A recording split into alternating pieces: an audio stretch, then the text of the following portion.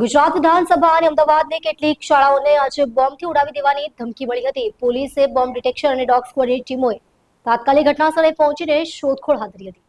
વિધાનસભાને મળેલી ધમકી બાદ તમામ ધારાસભ્યો અને મંત્રીઓને ગૃહની બહાર કાઢવામાં આવ્યા હતા. સર્ચ ઓપરેશન દરમિયાન કોઈ શંકાસ્પદ વસ્તુ ન મળતા ગૃહની કામગીરી 1 કલાક મોડી એટલે કે સવારે 10 વાગે શરૂ કરવામાં આવી હતી. આ દિવસે બોર્ડની પરીક્ષાના છેલ્લા દિવસે અમદાવાદની કેટલીક શાળાઓને પણ આવો ધમકીભર્યો ઈમેલ મળ્યો હતો, જેના પગલે પોલીસ દોડતી થઈ ગઈ હતી.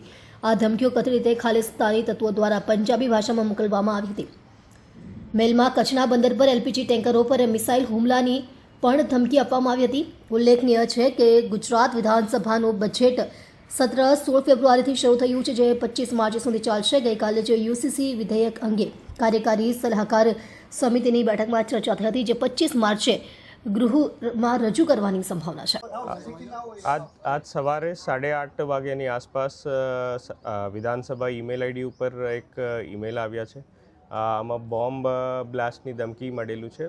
પછી પોલીસ એસઓપી મુજબ આખું વિધાનસભા પરિસર ચેક કરવામાં આવેલ છે. 3 BDDS ટીમ દ્વારા આખું પરિસર ચેક કરાવીને 10 વાગે વિધાનસભા શરૂ કરવામાં આવેલ છે.